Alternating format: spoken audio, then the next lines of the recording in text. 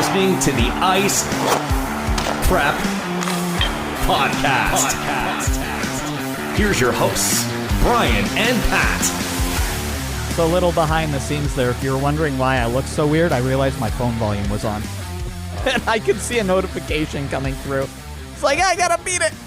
That's not good. You don't want it to be dinging throughout the entire thing. There's nothing worse than, like, you're listening to something and you hear a phone ding.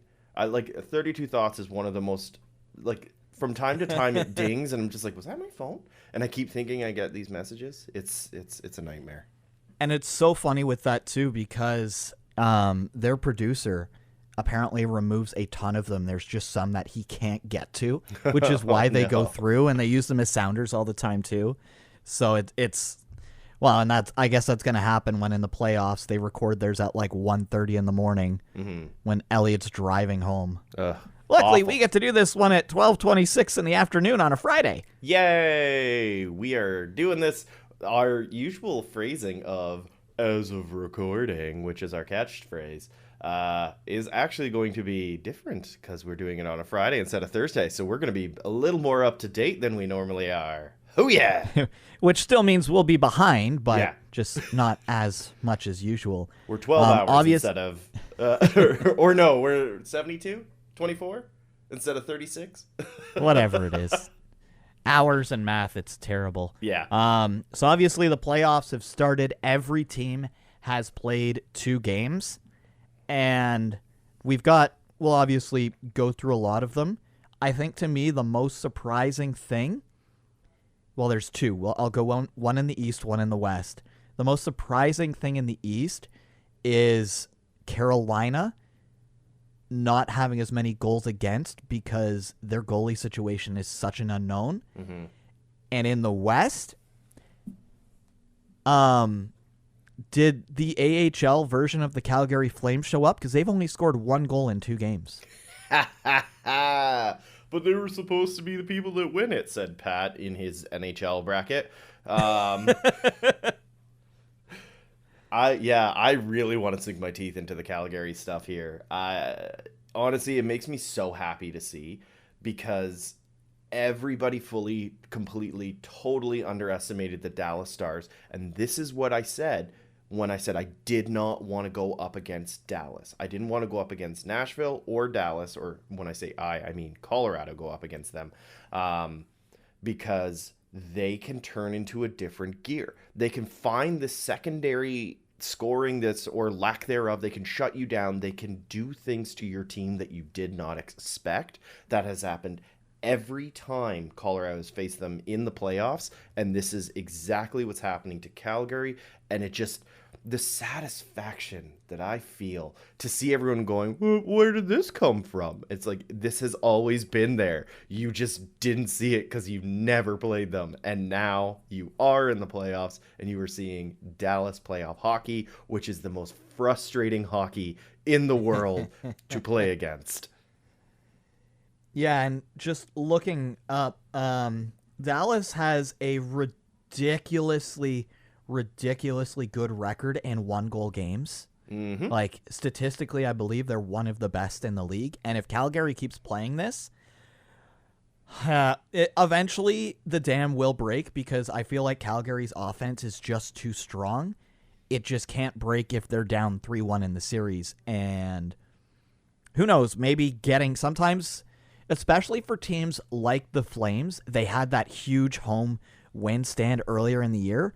Sometimes in the playoffs, when you see teams, they're just like they can't score, they need to get away from home. Because it still feels like the regular season.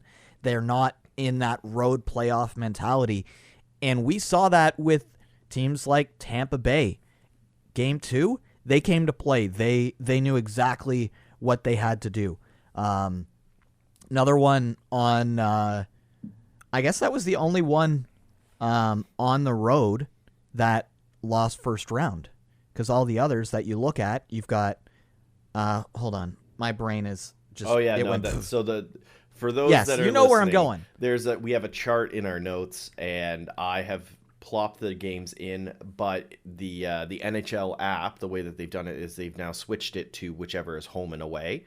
It's Because so confusing. now we're into game 3 for every game in the series, which means they are swapping who is home and away, which means it has swapped. But yeah, I knew where I was going. I was just a little too far ahead of my my brain and my mouth on that one. No problem. There really wasn't a home or away advantage too much for the first game, and the second game -2 series, everything is now all square. Though the craziest stat that I think I've seen so far, teams that scored first as of right now are 15-1. Can you? Obviously, there's 16 games. Can you guess the only exception to the rule so far? I will give you a hint. You watched part of this game. I watched part of all of the games. Okay, you watched probably a lot of the part of this game. Edmonton. Well, they won 6-0 in their game.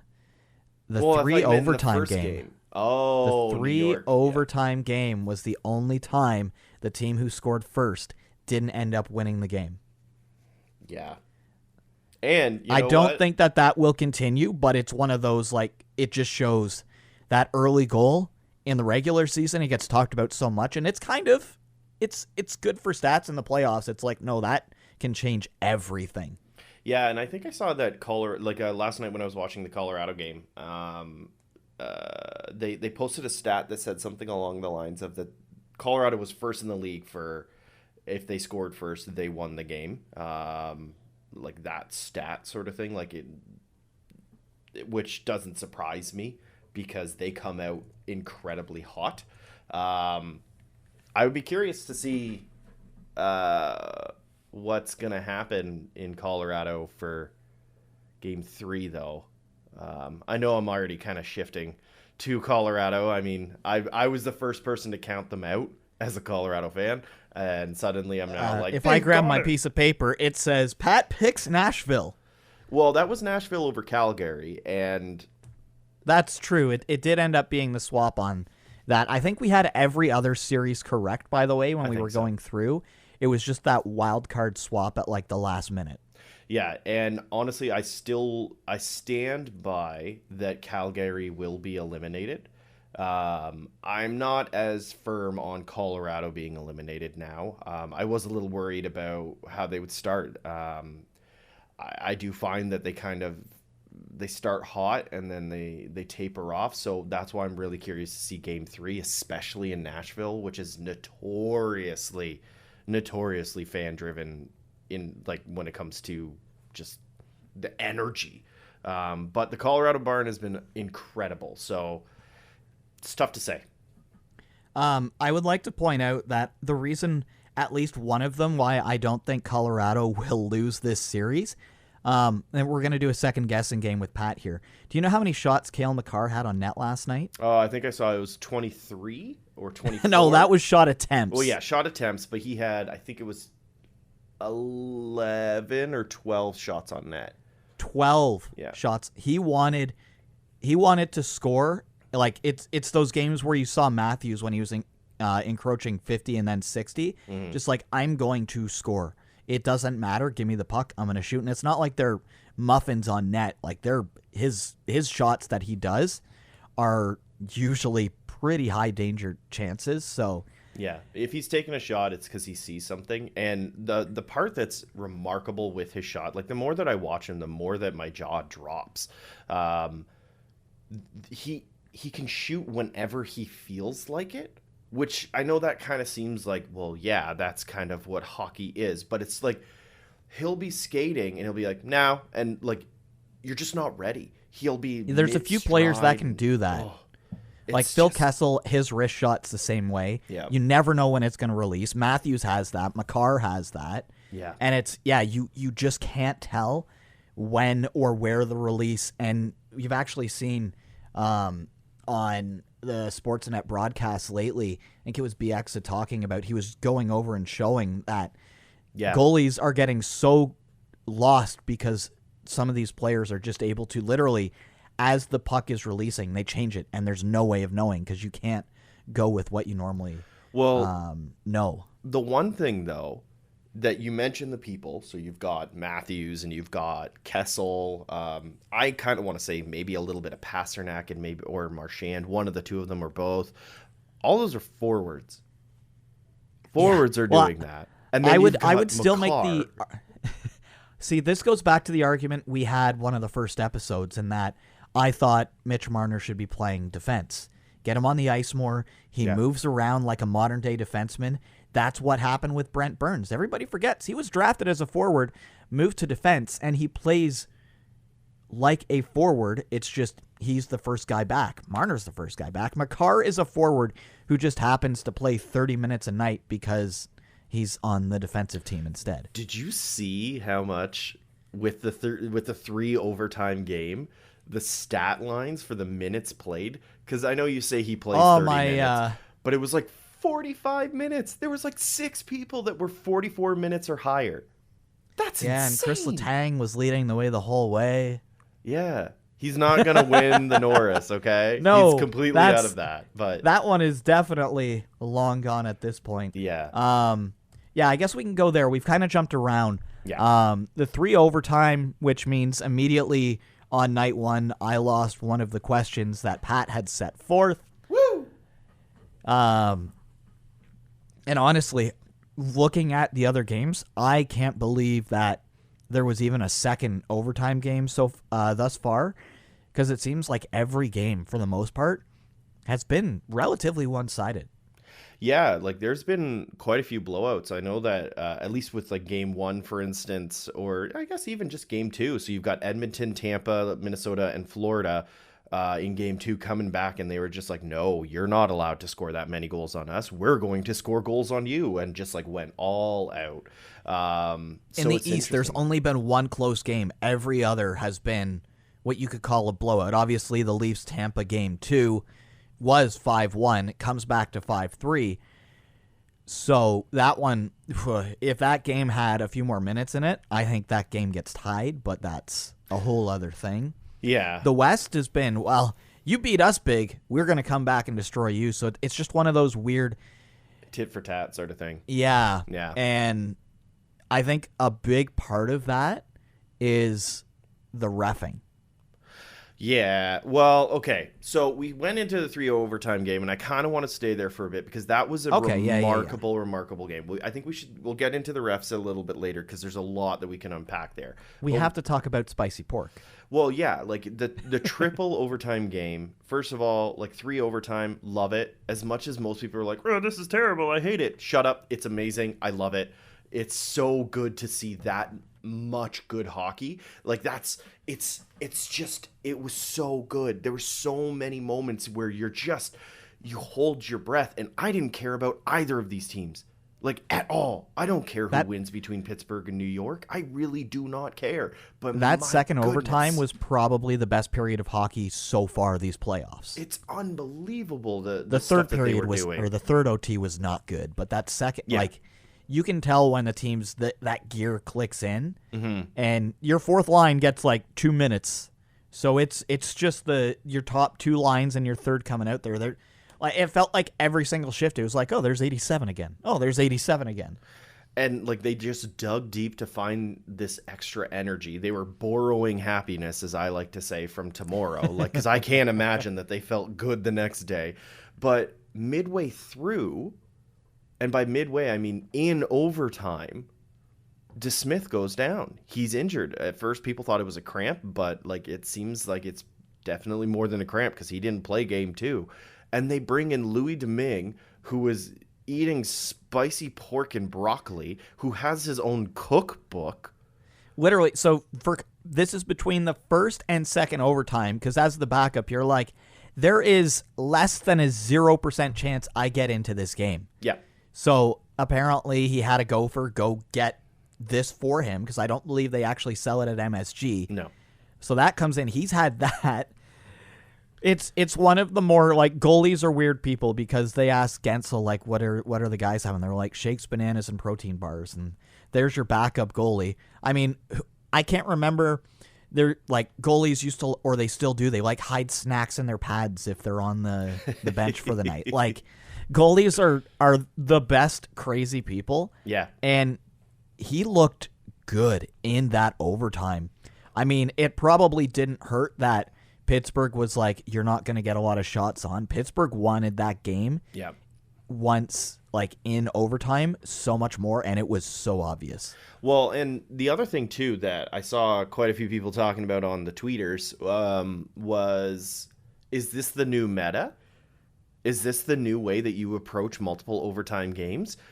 Goalies are tired, too. Like, mentally and physically, they're exhausted on the ice watching this. They know they're going to see an increase in shots and probably high danger shots because their defensemen are tired. So do you bring in your second string, especially if, like, I'm going to go to Boston, let's say, you know, they actually were good. Use Minnesota instead. Yeah, Minnesota. They've got a really solid tandem of Talbot and Fleury. So, you know, between overtime 1 and overtime 2, say Talbot started, do you bring in Fleury? Yeah, he's going to be cold, but at the same time, is cold versus tired? What's the actual balance? I even would say Colorado with Kemper versus Francouz. Francouz is actually a really solid backup. Like he would, like I feel like on any team he would be a 1B. And is that the new meta?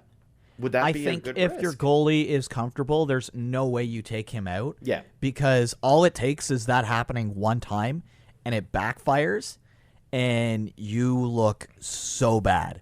I mean, could we see it down the line? Absolutely.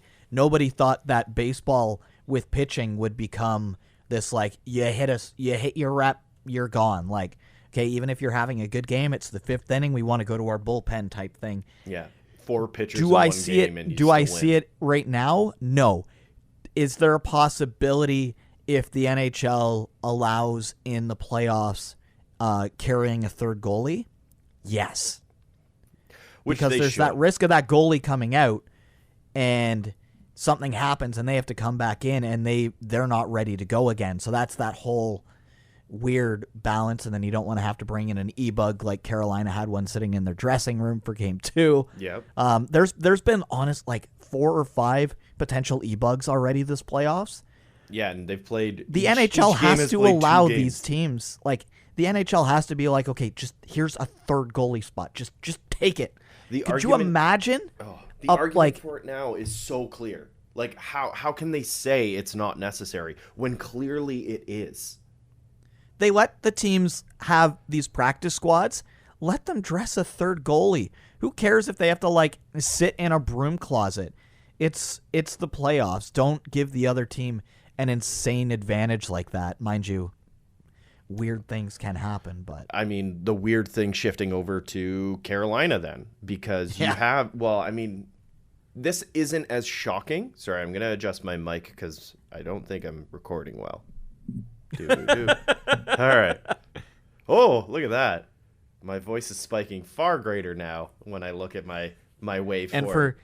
And for anybody listening, you won't notice a difference because I fixed that after we record. So you know, you're going to be like, it sounded the same. It's a personal What's he talking thing about here. Any hoodles. Yeah, with Carolina and Boston, so Antti Ranta goes down after Anderson is already injured. Hopefully he's back for this. Why is my brain not working? Matchup. Game 3? Hopefully he's back for this matchup. In Boston? Freddie in Boston. Here we go. You know, to exercise some demons. But their backup, their third string, has shown not only in the regular season but also now in the playoffs that he is fantastic. His nickname is equally as wonderful, with it being Coochie, but not even kidding. But this kid is good. This kid is NHL ready, and that's awesome to see. But is it another Nedeljkovic situation where he's able to stand on his head, but they know that it's a limited time run? That will be more interesting to see. Carolina, we all thought they were idiots for the moves they made on Mrazek and Nedeljkovic. They made out like bandits on those. Like, yeah, they save money. They bring in Freddie. They bring in Ranta. They've got this other kid. They saw something because they get to see the players that we didn't. when that first happened, that they got rid of those two guys, I remember everybody being like, Carolina is done. There's no chance. And then they bring in these two goalies, and it's like, oh, well, why didn't you just pay Mrazek that money? And then we see what happened, and it's like, there's something. Carolina, obviously, the home team knows more of what's going on. That team, something to do with goalies and defensemen, they just have this like magic knack for it. The one thing I really want to point out, Darcy Kemper, Antti Ranta, Aiden Hill, and Wedgwood, all of them played for Arizona. And that Wedgwood is a Devils property to begin with, but yes. So they all played and developed with Arizona. And again, is that what happens when you don't have a good team in front of you and you're forced to learn like trial by fire? There's trial by fire, but then there's also good goalie coaching. Yes. And that goalie coach now is the goalie coach for Ottawa, which we talked about, I think, earlier on probably close to the start of this podcast. Not this one, but like the general beginning of this entire thing. And that's why I think that Ottawa has a really good chance down the road, so long as they draft well. And I'm not trying to shift this to Ottawa, but it is interesting to see how many former Arizona goalies are in playoff positions now. To that point, which former journeyman had a unreal season, got signed a contract, and is most likely the starter for Ottawa? They have this new goalie coach, Anton Forsberg. So you're definitely onto something with that one. Yeah, so it's an interesting thing there. So keep an eye on all the former Arizona goalies, and then all the goalies that get developed and moved out from Ottawa, because obviously they're going to be doing some moving. Decord, don't put him in that because he didn't really get much exposure to this goalie coach. But even still, I think that I can't even remember his name, but he's very good at his job and should get paid more, because he's literally creating Stanley Cup contending goaltenders, which is 100% what every team wants. Everyone should be knocking on this goalie coach's door. Plain and simple. That's just trying to look it up. That is Zach Bierk, Bierk. And good for him. Maybe it's more than just him, and I'm going to assume that it is. There's probably, like you said, the trial by fire. But hell, he's in Ottawa. So if there's going to be a trial by fire, why not move to another team that is at least a little bit better for it, but still a trial by fire? Yeah, so let's go from there back to the playoffs, because we've kind of jumped around a little bit. A little. So obviously there's only two series that there's a clear advantage right now, that being Carolina up 2-0 on Boston. Also the best possible series to watch, because these two teams are going to murder each other. They've already started doing it.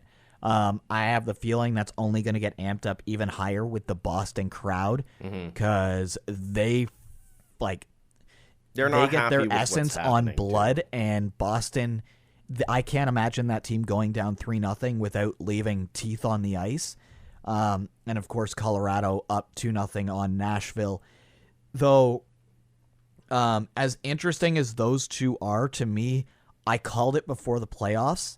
I still think it is. If you're as a neutral observer, Minnesota, St. Louis, mind you, Jared Spurgeon should be suspended. Yes. That's a whole other beast. Watching those two teams play, first of all, bless you, Minnesota. Kirill Kaprizov gets his first hat trick, and a lady throws a bra on the ice instead of a hat.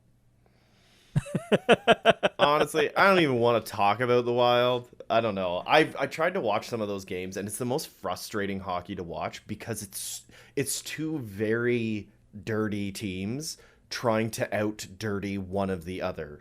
And it's without getting called for it. It's like the refs showed up to the other 7 series, and they're like, wait, what's going on? We're part of the MLB umpire league here. Yeah, we're just going to make sweet, loving eye contact while we rub Bumgarner's hand.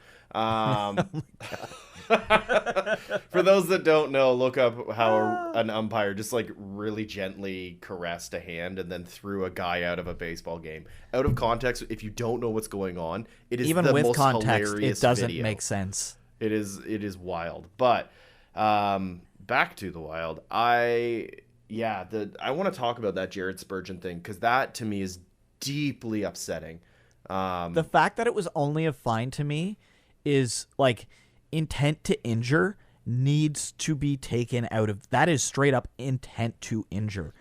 And if like that's one of those ones, he may be that could bother him game 4, game 5, game 6 because it could take a little bit to realize how bad it is. Mm-hmm. You can't get anything after that. Like I'll let you run through it happen because it's yeah. So more or less, there was a collision. I can't remember originally what the original point of contact or anything was, but I believe it was Buchnevich. Was it Buchnevich? I think so. I believe I'm looking it up right now. So the St. Louis player was on his knees and he was about to get up, and Spurgeon had also fallen down as well. And Spurgeon then targeted the Achilles area of the St. Louis player's leg and cross-checked it. He stopped, looked at it, and cross-checked the leg. It was deliberate and so dangerous. Achilles tendons, if that snaps, that his playoff season is done. And I'm just watching it right now. You can see Buchnevich's like his whole leg and ankle. I have the feeling that if his leg was up any higher, that would have been really bad. I'll send this to you just so you can see it for the full context of it. But it like the fact that was only a fine is pathetic. Probably the worst call of the playoffs so far. Yeah, and the part I think that really deeply upsets me the most about it is the fact that it was the captain of a team that is already very dirty, that is normally not the dirtiest player on the ice. So he is the person that is supposed to kind of set the tone. That is sort of the purpose of the captain, to energize, to lift the team up, to be that guy on the bench. And here he goes, the person that is not known for intent to injure, going out and intent to injure a person, not only just a person, but one of St. Louis's better players. That is wrong. And the fact that player safety was just like, but he didn't get hurt, so it's only a fine. What happens if he did get hurt? What happens if it did snap his Achilles tendon? Which, like, the thought, like, that injury alone, just as an aside, that injury alone, the thought of it makes me want to throw up every single time. I can't imagine. Anyways, that'll be a sound for everyone that was listening. I apologize for that. But I can't fathom player safety sitting there looking at it going, it wasn't that bad. How can you not think that was a bad hit? Yeah, it like there's at no part of any game ever should that be one of those things where it's like, yeah, okay, that's part of the game. It's like, no, that's the stuff we're trying to get rid of. It. The more I watch it, the more I'm like, I can't believe he wasn't like, just for the, that may calm down some of the insanity in that series.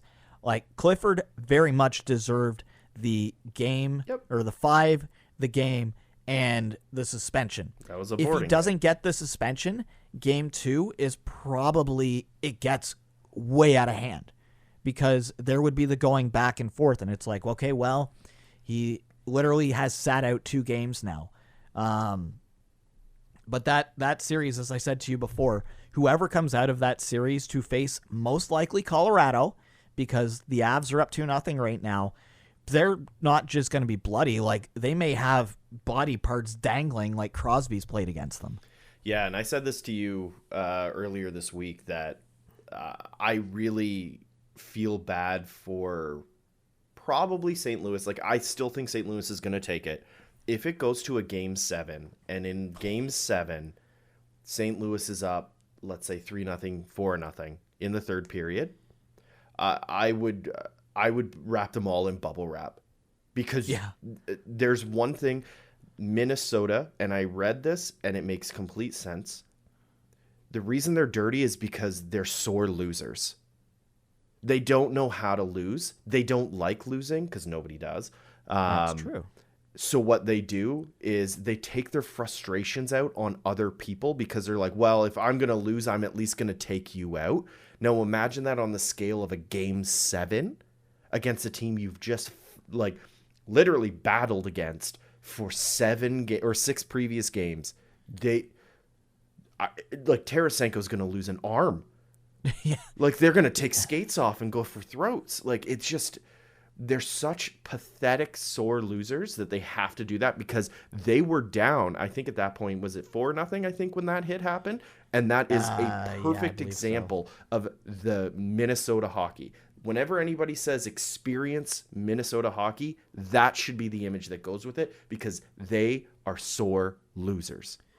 4-0 in the third with 1.5 minutes left. Pathetic. That's when that took place. So, absolutely pathetic. And then Draisaitl does something not quite as bad, but after tying the game against LA, the hard slash the back of the leg against Dursey. So I don't care if it's stars, you have to get that out of the game. And the fact that and here's the thing, we can argue until literally our bandwidth is gone and nothing's going to change. And that's the worst part of it. We know there's 5 more years of it at least. Yeah, with Bettman signing on for 5 more years. Let's you know what? We don't need to talk about the bad. It's playoffs right now. There's crazy good hockey going on. Yeah. I do want to we just go on this because tonight obviously is the first start of game 3. So you've got the first game in Boston, the first game in Tampa, the first game in St. Louis, if I'm not mistaken, and in LA. Yeah, I've got that right. I was doing that without looking. Not too bad. So one of the more interesting off the ice things, I'm not sure if you've seen this, but the Canadian teams are taking buses to cross the border to then fly to their destinations. Okay. That is, and the American teams are literally chancing it because say they were to go to fly out of Canada, this is rules for athletes still at this point, and they test positive, even if they're asymptomatic, they would be forced to stay home. Or be forced to stay in Canada. So by circumventing this, at the very least, Edmonton and Toronto have done this. They put their players on the bus. Toronto players, they drive to Buffalo because you can go across the border. You don't have to get tested if you're driving. Then they fly, so there's no worries. So it's one of those like weird things. The reason why I bring that up is Spezza's playing tonight for the Leafs. He was asked about this. He says, that's above my pay grade. I get on the bus when they tell me to get on the bus. I get on the plane to tell me when they get on the plane. As long as it all leads to the arena, I'm pretty happy. So even the players are like, we get to play. So, you know, it's a smart move. It is. That's really, really smart. It's covering all your bases. Yep. Because could you imagine if we'll just use Tampa because we'll talk Toronto-Tampa here in a second. Yeah. Say it's like Vasilevsky ends up testing positive. He's asymptomatic. He goes to fly. They're like, no, you don't. And now because it's known, you can't cross the border via a bus either. Yeah, and you have to wait until the team comes literally back. Game 5. So, and it's not like this is abnormal because this is happening in the MLB as well. Mm-hmm. Every time the Jays go on the road, they drive to Buffalo, then they fly. Away teams are doing this as well. They fly into Buffalo and then so it's not like this is a new thing. It's just first time I had seen it talked about for the NHL because it's been going on all season for the Jays so far. So it's just kind of one of those little like, oh, that's kind of neat things that you probably won't hear about unless you are looking for it. I guess technically I did that when I did Vegas because I flew out of Detroit because it's cheaper. Well, yeah, it was like per ticket like $450 cheaper. It's stupid. And Detroit's so much easier to fly out of in comparison to Pearson, and Buffalo I don't think had a flight that worked or was relatively cheap. But crossing the border was pretty easy. I mean, it always is pretty easy. You just kind of do it. So it doesn't surprise me. That's actually a really smart move by them. I like that. It's a weird little circumvention. It's different type of LTIR play.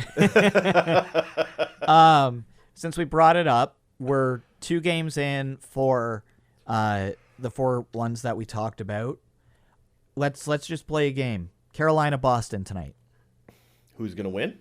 Yep. I think Boston's going to break that no win.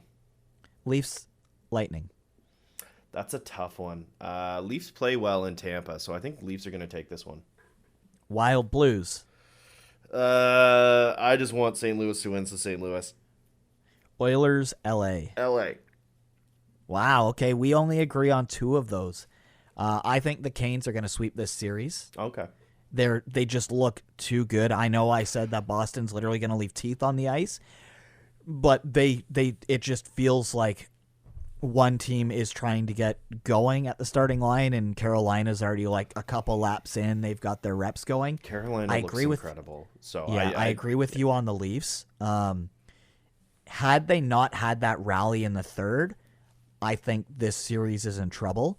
But because the Leafs showed that they can come back, they didn't obviously get enough goals because it was just too big. They also had, what was it, like 7 penalties? Yeah. 7 or 8 penalties. You know that number is going to come down. Otherwise, Especially Keith with is going Spezza to going in. grab a stick and hit one of the players behind the head. Spets is playing, as you said. If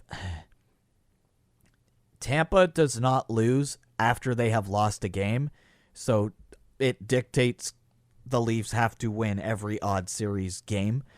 Or odd, like 1, 3, 5, 7. So that's to me, it's like if the Leafs are going to move on, which I have predicted, they have to win this game. Yep. St. Louis, I agree with. They're just the better team, top to bottom. Yep. And I think LA got their only win of the series, and they don't stand a chance from here on out. See, I think LA is going to be one of those. I think LA is going to be the Canadians this year. Everyone's underestimating them. Nobody thinks they're going to do anything. And I think they're going to come in and they're going to prove, yeah, no, you guys, you need to pay attention to us. They have a lot of depth, a lot of really strong, like physically strong, but also mentally strong talent. They have a lot of experience on that team as well, which is often overlooked because it's in the West. You don't really hear too much about LA anymore. They've been working for years to rebuild this team, and this is the fruits of that labor. I mean, you see some really strong, talented players. I pointed out that Moore was going to be a standout player in the first game. He had 3 points. You know, you've just got a lot of leads talent. LA in points. You've got a lot of talent that most people overlook. Like, how many people sleep on Kopitar? If there's a person that's the most underrated player, plain and simple, it's Kopitar. Anybody that says we haven't even talked about him. And he, every year, except for like 1 or 2, puts up numbers that are just as good as the year before, if not better, continues to push himself even further. He's not young, but he still plays like he is. This team is sneaky good, and Edmonton cannot rest on their laurels. Sorry. I almost did that without a flub. The only reason why I think is if you look at how the matchups went between McDry and Danault Kopitar, LA could not figure it out in game 2 to save their life. Well, I think Woodcroft has figured. That is the line, but game 1, LA had that dominated. I think Woodcroft has got it figured out a little bit. I think we will see some potential wonky lines happening to avoid that, but I don't know. Something in me says that Mike Smith is he's got 1 round in him and that's it. I mean, what I'm going to say here is game 1, they didn't expect the Danault effect. So they didn't plan for it, which doesn't surprise me. Edmonton not planning for something that doesn't go their way. What? What are you talking about with their archaic goaltending? So they didn't plan for Danault. So then they sat down, they looked at the tapes and said, okay, this is how we get around Danault. We have the line change advantage. So they did the Band-Aid solution. They're going to go into LA, play 2 games in LA, and Edmonton's going to be going back to Edmonton down 3-1 in the series. We'll see. I think my brain says the series comes back to Edmonton tied 2-2. My heart, because if I have a second team behind the Devils, it is Edmonton, is that LA they're just too gassed from trying to get into the playoffs, and That's fair. We have seen the big boys for the Oilers step up, and we're starting to see the depth players not mess up as much, and that's been a big thing. So there, part of me, it just feels like one of those years where Edmonton is just going to start chugging, and if they get going, if Edmonton can get going and they get solid goaltending, and by that I mean maybe 9-10, look out everybody in the West. I don't know. I can't see Edmonton getting past the second round. If they get past LA, there's no way they can get past the second round. If Calgary or Dallas plays the way they are now against Edmonton, if that's round 2, it's going to be over in 4 games. It's going to be the Jets against Edmonton all over again. Yeah. Wait. Except the Oilers would be the winning team. No. Absolutely not. Because, like, what you're saying is that Calgary, in theory, their stars aren't scoring. That's what it is. They've scored 1 goal, and they have some of the best talent in the league. They have, like I even quoted to say, probably one of the best lines in the league. But they've only scored 1 goal. So if they go up against Dallas, a team that is notorious for playing incredibly boring hockey, that series that doesn't score. That series will be an Ambien, an Ambien on the TV. That will be a box of Gravol to watch. But they don't need to score if their goaltending and defense can shut them all down. So, and clearly that's what they're doing to Calgary. If they've only scored 1 goal in 2 games, Calgary needs to adjust. I know they will. Obviously, there's going to be more than just only 1 goal. I can't imagine it not being that way. But your argument of that Edmonton's going to be able to steamroll them is completely contradictory to what's actually happening in that series. Because Ottinger is showing that he is an NHL caliber, all-star caliber goalie. And I knew this as soon as they shifted over to it when Hudobin got hurt, and obviously with who retired? Ben Bishop retired. And they also have Holtby there too. Yeah, they knew what they were getting with Ottinger. He is a first-round draft pick that they traded up for.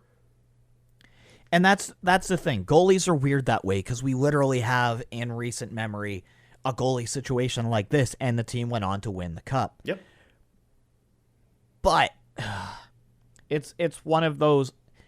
If the hockey playoffs were a best of 3 or a best of 5, I would say absolutely. Because it's a best of 7, but at the same, like, you look back to last year, the Leafs should have never lost that series because it was a best of 7. So you can argue both sides. This is just me. I've put my foot in the sand. It's like, no, this team is going to win. I'm going to find reasons to justify it.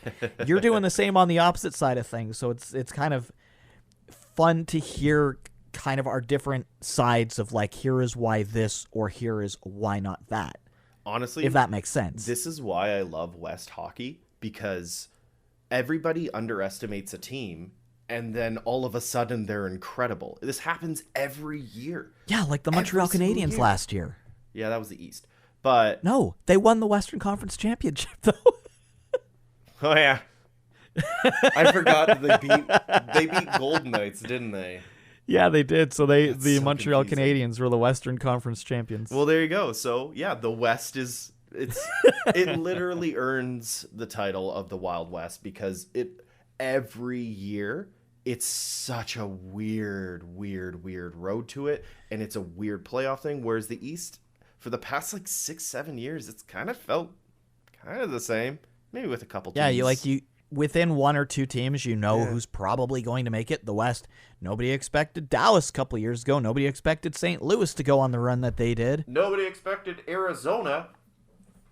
Well, yeah. They made it. That's on the back of Darcy Kemper, if I'm not mistaken, wasn't it? On the back of Antti Raanta and Darcy Kemper, but even still, they made it. The West is insane. It's like all that travel does weird things to those human beings. Yeah, who knows? But even still, I love that we don't see eye to eye on this, because we generally, I'm usually able to convince you on my side and vice versa. Not on this one. Because we're seeing obviously the same game, but we're watching different things. And for me, obviously, with the Edmonton series, I'm pulling more from my heart on that one than I am from my brain. And I was very open and honest about that I think that it's going to be 2-2 going back into Edmonton. I don't think they have it. I don't think McDavid can do it there. The only person that I think that actually he won't win a cup in Edmonton. No.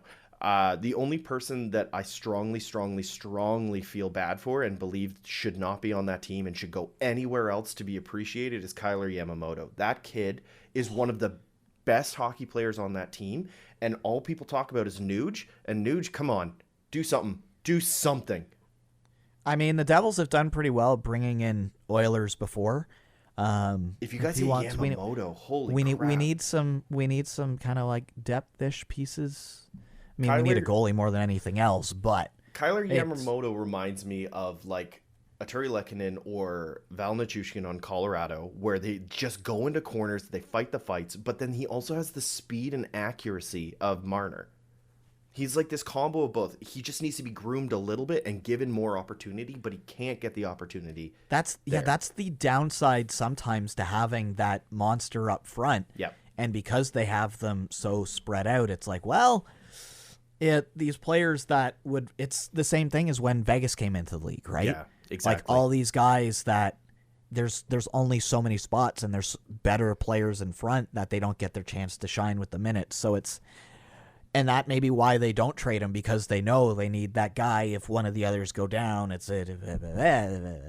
don't know. If I was a GM for any other team in the league, I would be asking the price of Kyler Yamamoto and seeing what I could do. I think that kid is going to be a star, and if not a star, just one of the most difficult players to play against in the entire league, and more people should be talking about him. I'm glad he's getting a little bit of he's gotten a bit more of a spotlight this year, but he deserves it. But yeah, that kid is fantastic. What will be interesting, this is the final of his UFA year, I believe. Oh, I haven't looked into any of that.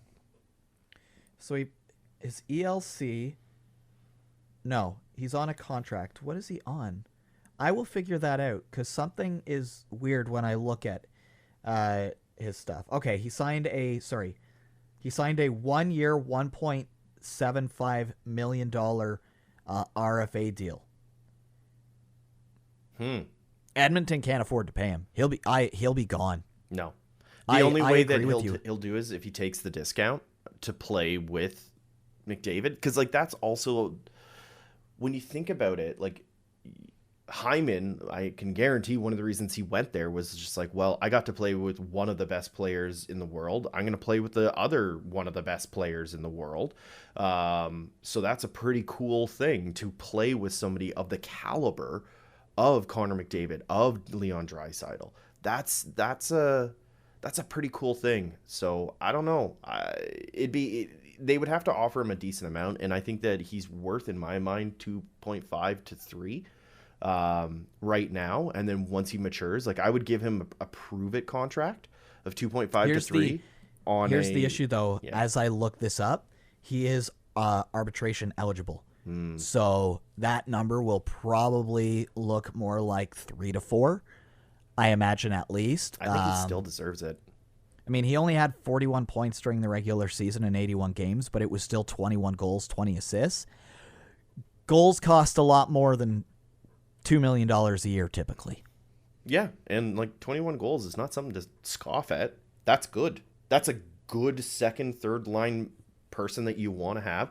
And if he is the person that goes into the corners, that gets dirty, and is able to put up 21 goals on top of that, like, go and take a look at Val Nichushkin's numbers. Tell me that it's not similar.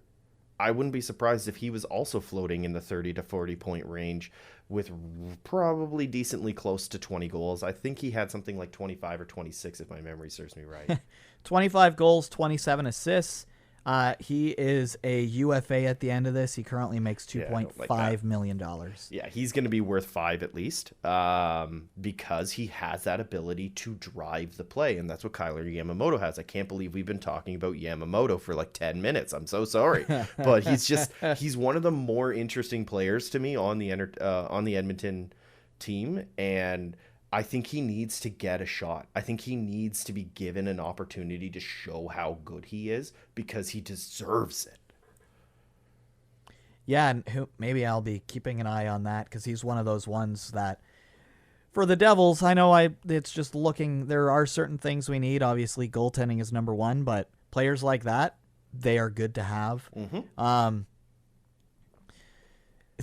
It's so weird because there's so much with the playoffs, but it feels like we're not going in on all that much because there's just been a ridiculous amount of weird already. Yeah. It is the NHL season of weird. Well, I mean, one like thing we kind of touched on the fact that the refs are calling penalties. Like, they're going out of style. It's good to see. However, it feels like the regular season at some points where it's like, okay, we're just going to call these penalties.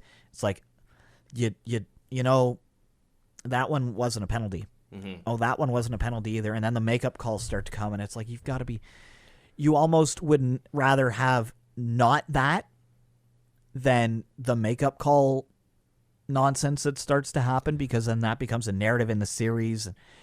It sucks that it's so reliant on that. Like more than half of the first game between the Leafs and Tampa was specialty teams. Yeah, and like, what? That's when you know that it's kind of. I mean, granted, mind you, in that game, it was very warranted. So many of the calls have been. Like, even the second game, there was like, yeah, it was holding. When you see friggin'. I think that's why I'm so thrown off, though, because I've been taught for years that in the playoffs, that's fine. Yeah. And now they're actually calling it, except in some series where they're not. So is it going to be one of those, like, okay, you've had your refs, and now they're going to go to another one, and then you're going to get a completely different game style? That's what I don't like. Yeah, if the refs are dictating the series and the flow of the series, that's not great. Because if I'm not mistaken, it might be I'm going to look it up quick. It might be a new reffing squad coming in for Carolina-Boston. You think that they're not going to be told to calm things down? And that, I think no matter what happens, that Game 3 is going to get out of hand. Mm-hmm. That is going to be Boston's MO, win or lose. Well, and the crowd's going to be behind every single thing. Carolina just loves their team. Like, the fans, no matter what they do, they love them. Whereas Boston, it's similar to Toronto, where they hate their team so much, but just want them to win. Boston has wanted to run out one of the best goalies that team has ever had for like 10 years. Yeah, so it's going to be a messy game. I see you on Twitter, Edie. Yeah, come on. we've seen those tweets. But yeah, it's tough because yes, the Toronto-Tampa game, the first one, got out of hand. So they started to call more. I think we're going to be running into a situation like the start of the season where it's like, okay, this year we're cracking down on, remember the face-off dot where the feet were, and you would get penalties if you weren't standing in the right position, and that, like, for the first, I don't know, the overcorrection to the undercorrection. Exactly. For the first 3 weeks, it was a nightmare. Stupid penalties over and over and over and over and over. I feel like that might be the situation here. They're overcorrecting because so many people have been like, it's a free-for-all. The game's so different in the playoffs. So they're going too hard in some instances. And I feel like it will plateau once we hit round 2, which then also sucks because then it's just like... it's a different game again. Well, does that dictate who stays and who goes? Like, that could, like, literally game 2, this game, like game 2 that just passed for Tampa versus Toronto, that could be a very deciding game because of all the penalties. Yes, Toronto deserved a bunch of them because of all the penalties, though. As strange as it sounds, you saying that makes me think that may have been what the Leafs needed to be able to win the series, because they're now going to be that. They're obviously, you're still going to play on edge, But if they have another game where it's like all those penalties get called and there's next to nothing on Tampa, you think that's not going to cause the next game like something to change the other way on it? And that leaves penalty kill is freaking scary. There's the weaknesses were definitely showing in game 2. I mean, there's only so many penalties you can kill without letting in a goal. If they give up half as many penalties, they probably win that game. Yep. Honestly. And as you said, that as much as yes, they did get bombarded with quite a few penalties, they were doing things to deserve those penalties. Not all of them. I'm not saying they deserved every single one. There were bad calls, but like people that are getting outraged because that was barely a hold, and I was like, but it was still a hold. Yeah, he was no longer able to play the puck because the guy was like bear hugging him from behind, trying to rip him out of a bar because he's drank too much. I hope that the games we see tonight, it's like, okay, that was a well-managed game because we don't need all these insane calls. We don't need to see, mind you, it is so fun to see the like line brawls that are happening. Oh, it's so good. Just game manage without dictating. And I think that's honestly what every fan wants in the playoffs because everybody knows it's a heavier game. The game gets faster, but you're not Angel Hernandez. This isn't the Angel Hernandez show. Do you know what fans actually want in the playoffs? They want to see the line brawls and not hear about betting stat lines that completely block the line brawls. And then everyone's going, why are there so many people in the penalty box, refs, at the Toronto and Tampa game? I don't know. Maybe it's because they cut away from the fight for no reason. What the hell? The American feed stayed with it.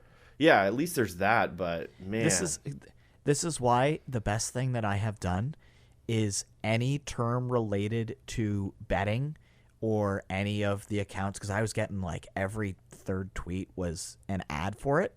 I muted them all. I muted the words. I blocked it. It feels so good. It's so much better. Except it's everywhere on my TV. It's not like I want to put Post-it notes on my TV to block them. And here is the thing that really bothers me about that. So you can watch. We both made money on it when it was on the stock market. Well, there's that. But I have no remorse, I mean, maybe a little. I kind of regret it now, but. Yeah. And what are you talking about? You made money. I definitely did not. I did.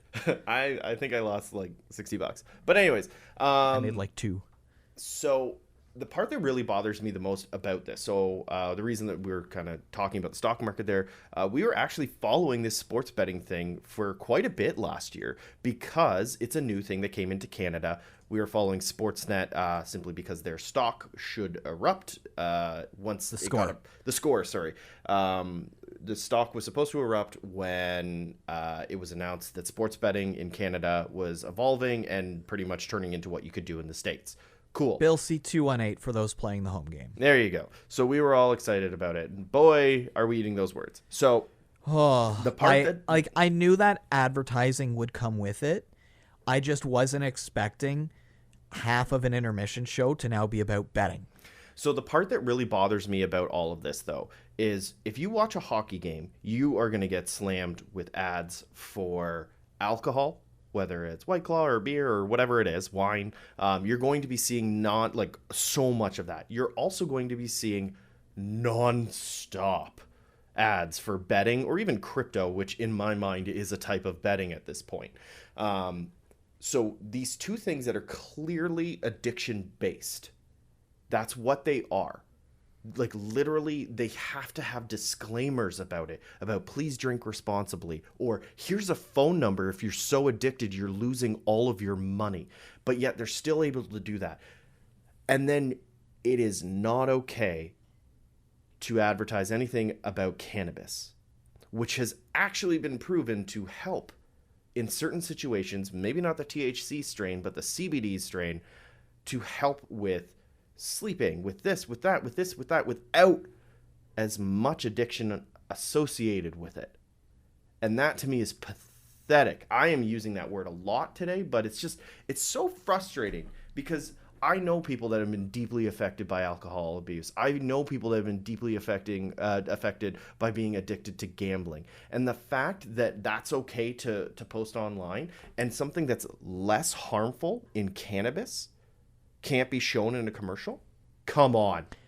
Get off the high horse. We were talking about the overcorrection into undercorrection, and I feel like we're getting that with sports betting right now because they've got all this money that they are just throwing. It's the first playoffs with it. I can say from watching, because the Devils were one of the first teams that kind of partnered up with betting and all that. Mm-hmm. When that first happened, it was like watching what we get now. Instead, it's a maybe once a period cutaway, and that's it. We will get to that point. It's just right now it is so in your face, and it's frustrating. I get it that it's fun. Like, I used to do pro lines all the time and whatnot, but when it becomes the product instead of the hockey, because that's what it feels like sometimes, that it's being shoehorned in. The betting has become the product instead of the hockey. That's where it gets not as enjoyable to be like, yeah, maybe, you know what, I'll put $5 in just because. It's like, well, then I'm just feeding into this monster that is taking over half the broadcast. Well, it's not only just the broadcast as well. It's also like they're buying up people online, like personalities online, and saying, hey, talk about our stuff. Hey, can I have a betting expert? Whatever that, which is so stupid. But like an expert come on and talk about, gambling and what you should bet on and all these things. Like, it's everywhere. It's saturated everywhere. It's all over social media. It's all over the TV. It's in print ads as you walk around the city. Like, you can't escape it. And I cannot imagine how difficult this would be for a person that's trying to recover, and their one little saving grace was just enjoying a sport that they love. Maybe they never bet on it because in Canada you couldn't really before. Like, you could a little, but not so much. Maybe they never bet on it, and that was their one escape, and now they can't even escape that. It's heartbreaking. It's awful that they think that this is okay. As weird as it sounds, I hope we do get to the point. I'm going to contradict myself very quickly on this, but where, you know how we see the digital ads on the ice? Yeah. Where they find a way to have those be like targeted to you, like you get on Facebook and Twitter and whatnot. So you could be like, I have this problem. I do not want to see alcohol ads or gambling ads. I wouldn't be surprised if that's something down the line, but it's like, that's the only solution, because it's not going away, because it's money for the teams, for the players, for everybody. And we just have to hope that this is a major, just like, oh my God, it's something new. It's NFTs, but it's gambling for sports. And it just goes, and it chills out. It calms down. Because, yeah, like, as I honestly probably have, combined between words and accounts, 150 things blocked. That's just Ontario related. Yeah. I mean, what you were saying about the targeted ads, I already thought that was happening because I was watching one of the games and it was talking about how My Chemical Romance was going to be playing at MSG, and I was like, oh, okay, so you were looking at my Spotify list. So, but no, in all seriousness, I know it will clean up. I know it will get better. It's exactly what happened actually with cannabis stores when it got legalized. All of a sudden, everywhere there was more cannabis stores than there were grocery stores. There are still in Ontario more cannabis stores than there are Tim Hortons. Yep. It will level out. That is unsustainable. And it's the same thing with these betting apps, platforms, whatever it is. There'll be buyouts. DraftKings bought the Score. So there are going to be buyouts. There'll be amalgamations. There'll be things like that. And they're also going to be listening to the online sentiment. Not a lot of people are really thrilled with how much it's out there, from what I've been reading, or at least I hope. Maybe it's just whatever my curated feed is, but it will get better. But I'm just, I'm not enjoying it as much as I have. Yes. Sorry, not to derail the conversation. Refreshing Twitter. Penguins DeSmith out for playoffs after surgery. Oh, he had surgery. Congratulations, New York Rangers. As long as Shesterkin stays healthy, you will make it to round 2. Wow. That's tough for the Penguins. That sucks. That's you never want to have one injury, or I suppose 2 injuries, be the reason for the downfall of your team, especially that early on, or just in general. It's just, that sucks. So hopefully, Dumoulin is day-to-day with a lower body injury. Raquel is day-to-day. Zucker is a game-time decision. Yari still continuing to rehab. If they can get him back and there's still a chance in the series, never count out Crosby Malkin, but that is not good news. No, and it's funny, like the names that you mentioned, like those are people that for the most part aren't spring chickens. They're a bit older, and that's the theme with that Penguins team. They're an older group, and unfortunately, I think that it's the if they had DeSmith. With DeSmith, I think they had a legitimate chance in this series because of how he played. We talked about that, looking at his numbers. So who knows? But I've learned in the past, never count out Crosby. It's one of the dumbest things you can do in hockey. But yeah, as long as Shesterkin's on the other team. But who knows? Who knows what's going to happen there? I think about time to wrap it up there, Pat. Obviously, we're not going to do a game of the week. It doesn't really make sense to, because they're all kind of ish game of the weeks. But series of the week, in my opinion, and I think Brian's on the same boat with this, is Carolina-Boston. That is a hell of a series. So good. Do you like blood? Yes. Okay, here you go. Well, it's just like there's just this battle. There's this tension between the team that I haven't felt in any other series. It's a very, very good series. I never thought that I would say that it's must-watch TV to watch a Boston team, but here we are. Watch it. It's great. I really, really enjoy that one. Yeah, it's going to be, and the fact that Game 3 in Boston, they're down 0-2, that crowd is going to be, that the Boston players may get booed more than Carolina. Yeah, which... That's what'll be fun about that one. Oh, yeah. Especially, if it's 3-0. Oh, that'll be good. So I think that's a good time to sign it off, and luckily for Pat, for the Saturday game, he doesn't have to even stay up late, because his team plays at 4:30 in the afternoon. Woo! Which I think he hates, because they had, I believe, a very bad record for not late games or something like that during the regular season. But they're not we'll super at midday. No, they're not super duper at middays. So there's that. When we talk to you next, there could be a bit of a change. We'll have to see what happens. If you're just listening, nothing new, but we will. There could be something fun and new coming down the line for us. So stay tuned for that. If it does happen, we'll let you know.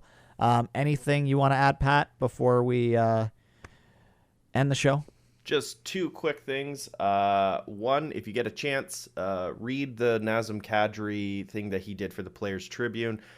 He speaks really, really eloquently about Toronto and how much playing for the Maple Leafs meant, and also him owning up to what he did in the playoffs. I think everyone knows what I'm talking about there. And then which one? Yeah, exactly. Both, actually. He owns up to both. 3. Oh, yeah, it is 3. Even still, it's a really well done article, and it really gives an interesting insight into who he is and why he plays the way that he does. And then the second thing is, it is Mother's Day weekend, so to every person out there that is celebrating, whatever capacity that may be, a happy Mother's Day, as well as for those that this day isn't the greatest, flowers and warm hugs to all of you, virtually, digitally, whatever it may be. It's a hard day for some. It's a great day for others. So just enjoy it at whatever pace you prefer, and have a great, great Sunday.